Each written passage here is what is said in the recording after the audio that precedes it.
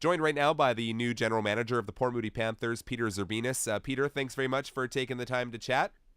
Thanks for having me on, Brian. So, what was it for you that motivated you to take this position with the new Panthers ownership?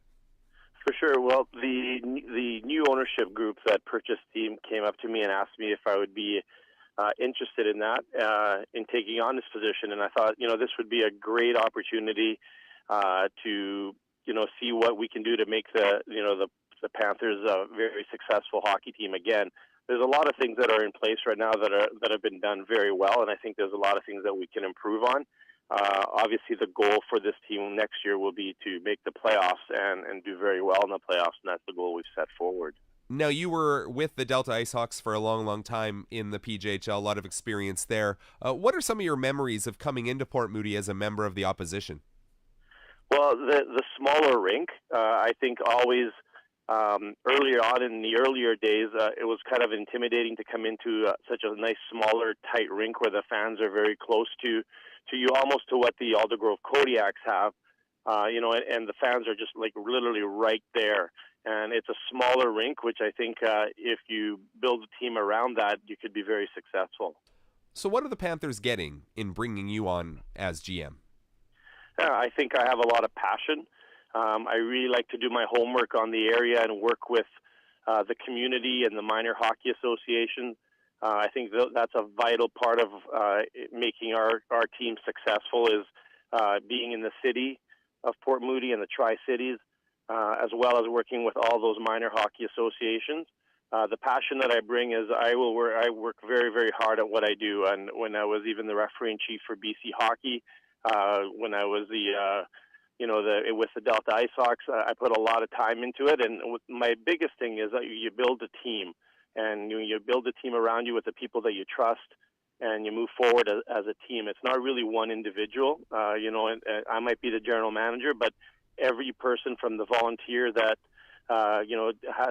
collects the admission at the front desk to the person that does the music and so on play a huge and a vital role on our team, and no one is kind of left behind in this type of organizational system.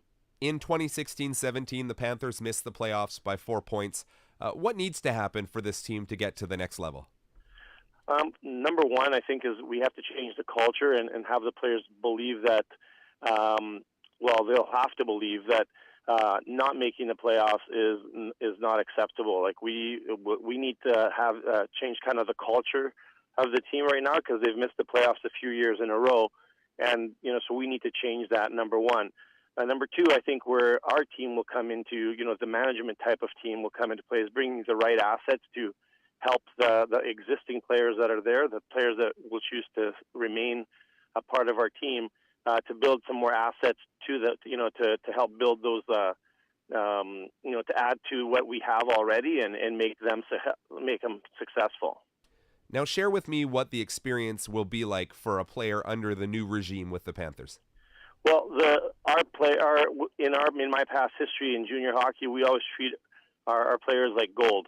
They're our number one asset, and we will do everything we can to help them succeed in their goals and in the path in hockey that they want to go to. And every player has a different path that they want to go to. Some guys are like 19 and 20 years old, and they want to experience a championship at this level, and that's the highest they want to go. And we have also our 17 and 16 and 17 and potentially 18-year-olds that want to proceed to Junior A and the Western Hockey League, and we want to do everything we can to help those guys, accomplish their goals in the path that they've chosen.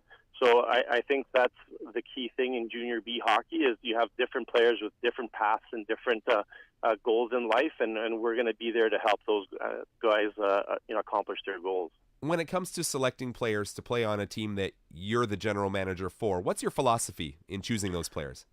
Well, my number one thing that I look at, and it starts right from the warm-up for me, is their work ethic and their compete and their battle. That doesn't mean fighting. That doesn't mean any of that stuff. But just when you go into the corners, are you going to battle as hard as you can, whether you're 5'8", 140 pounds, or you're 6'2", 210 pounds? What is your compete level? What is your battle level? And that's the first thing I look at. And after that, we fill players for specific roles of the guys that will muck and grind, to the guys that can set up goals, to the guys that will finish goals, and especially also the guys that help keep the puck out of our net. So, but my number one thing is the compete level for a player, and that has to be there before we go on with any player. The Panthers roster that ended the season only loses one player in Chase Thompson, who aged out as a 20-year-old. What's your approach for the 21 players who are eligible to return to this team in 2017-18? Well, we're going to meet with every one of those players. It's just been a bit of a crazy time for us. We've just taken over the team officially about a couple of weeks ago. So it's been kind of crazy because you really want to get to these provincials that are happening right now throughout the Lower Mainland. So that's been our number one thing.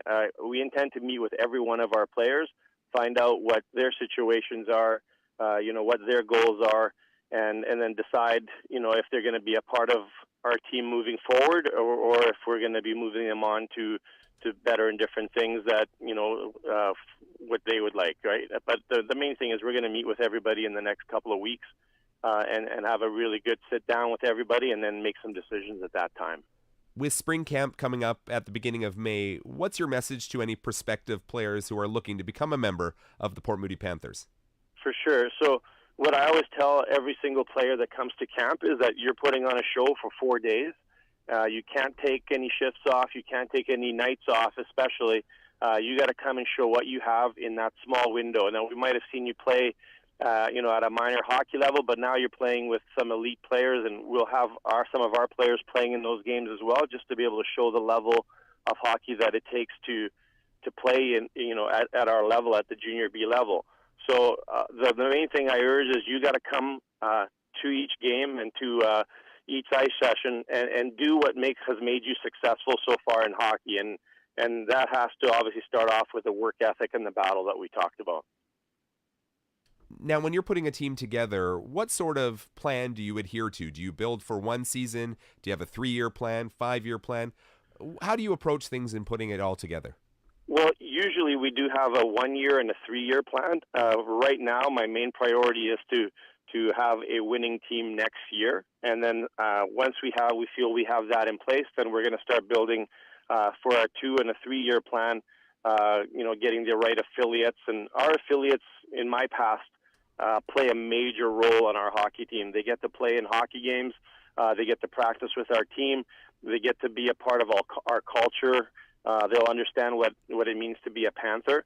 So it's very important for if you do make it if you don't make it as a process, out of our camp on our team, it's very important to be in that position to be an affiliate because you will get to play in games and basically you go into our pool for the next 1 to 2 years. So you talked about work ethic a lot, a really big emphasis on that. Is that what a successful player with the Port Moody Panthers looks like? Yes. For me, it all starts with work ethic and that desire that you want to succeed. And if you don't have that, you could be the most talented hockey player, but you're not going to go very far. You have to have that work ethic. You have to have that desire to battle and go into to the net. You got to be able to battle in the corners. So the work ethic part is huge, and you'll always hear me say that, and that starts right from the top, from our management team to the coaching staff, right down to our players. Like I said earlier, we'll treat our players like gold, but there'll be higher expectations on all our players, to be a part of this team. With those 21 guys that are eligible to come back, and you talked about how you only took over the team, the new ownership, and yourself at the beginning of March, how much of an opportunity did you get to see those players play and be able to sort of look at what you have in terms of those guys coming back? Well, I had some inkling that we might be taking over the team at the beginning of March, so I did get to see the last, I would say, 3 or 4 games with the Panthers, and I've obviously seen them during the year, either live at other rinks or on our broadcast. But so I've had a chance to watch a lot of the hockey that's been going on. So I've sort of based opinions on some players, but again, those are opinions that can be changed at any time. So we've really watched our defense, our forwards, and our goaltending very closely in those last 4 or 5 games. And, that's a tough situation because, in those last 3 or 4 games, you weren't going to make the playoffs. But for me, it was who's still working hard to show that they want to be here, right? Or who has kind of mailed the check in, punched out, and gone home. And you know what? Those things show up when you're not making the playoffs. And that happened to me our first year when I was with the Ice Hawks, and it really showed us a lot. And we made the right changes right after that, and we were pretty successful soon after. All right, Peter Zerbinos, the new general manager of the Port Moody Panthers. Thanks very much for this, Peter, and I'm sure we'll be talking more as the offseason rolls along here. Great. Thanks for having me on, Brian.